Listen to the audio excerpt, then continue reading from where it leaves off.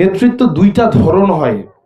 একটা ধরন হয় ধরেন আমাদের মধ্য থেকেই আমরা সমাজে বসবাস করি, উপর থেকে কাউকে চাপাই দেওয়া, এটাকে বলে আরোপিত নেতৃত্ব।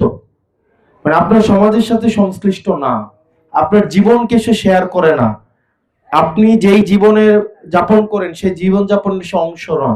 একটা পর্যায়ে উপর থেকে আরোপ করে দেওয়া হয়, সরকারি চাকরিজীবীদের মতো। সরকারি চাকরিজীবী এখানে যে ইউনো ডিসিএসপি হয়, এগুলো থেকে আপনার কোনো নিয়ন্ত্রণ আছে?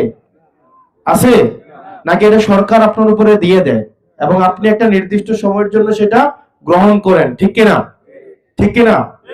আবার আরেক ধরনের নেতৃত্ব আছে যেটা আপনাদের মধ্য থেকে আপনাদের জীবনকে শেয়ার করে চলাফেরা করছে বহুদিন। আপনি যেই বাজারে বাজার করেন এই বাজারে বাজার করছে, আপনি যেই স্কুলে পড়াশোনা করেন এই স্কুলে পড়াশোনা করছে, আপনি যেই বাজারে যেই গাড়ি দিয়ে চলাফেরা করেন ওই গাড়ি দিয়ে চলাফেরা করছে। ওখান থেকে উঠে আসছে এক ধরনের নেতৃত্ব। এখন ভালো কোনটা, প্রথমটা না দ্বিতীয়টা? প্রথমটা না দ্বিতীয়টা?